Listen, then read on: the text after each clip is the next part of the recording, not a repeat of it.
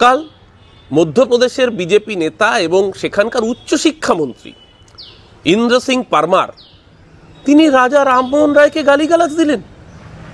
রাজা রামমোহন রায় নাকি ব্রিটিশের দালাল ছিলেন। কারা বলছে? যারা নিজেরা ব্রিটিশের দালালি করেছে। কারা বলেছে? যারা ব্রিটিশের কাছে মুচলেখা দিয়ে বলেছে আমি ব্রিটিশের অনুরক্ত থাকবো। আর কাকে বলছে? বাঙালির অন্যতম সেরা সমাজ সংস্কারককে, যেই বাঙালির প্রাণের বিনিময়ে দেশ স্বাধীনতা পেয়েছে।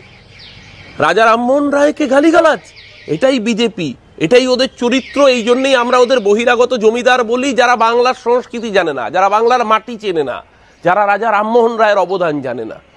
আমার কাছে রাম রাজা রামমোহন রায়, আমার ঈশ্বরের নাম ঈশ্বরচন্দ্র বিদ্যাসাগর, আমার ঠাকুরের নাম রবীন্দ্রনাথ ঠাকুর। যারা এই অস্মিতার বুকে আঘাত হানতে চাইবে, বাংলা তাদের বারবার মনে করিয়ে দেবে তুমি ব্রিটিশের কাছে মুচলেখা দিয়েছিলে সাভারকার। তোমার দালালির জন্য আজকে বিপ্লবীরা ধরা পড়তো, ব্রিটিশের কাছে খোচরগিরি করতে তোমরা আরএসএস, তোমরা হিন্দু সভা। বাঙালির প্রাণের বিনিময়ে দেশ স্বাধীনতা পেয়েছে।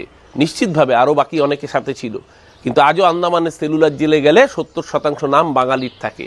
স্বাভাবিক, রামমোহনের উপর ওদের গাত্রদাহ স্বাভাবিক। কারণ নারী বিদ্বেষী বিজেপি, মনুবাদী বিজেপি, তারা খুব স্বাভাবিক কারণেই সতীদাহ প্রথা রদ করেছিলেন যে রামমোহন রায়। নারীর উপর অত্যাচারের বিরুদ্ধে গর্জে উঠেছিলেন যে এই সমাজ সংস্কারক।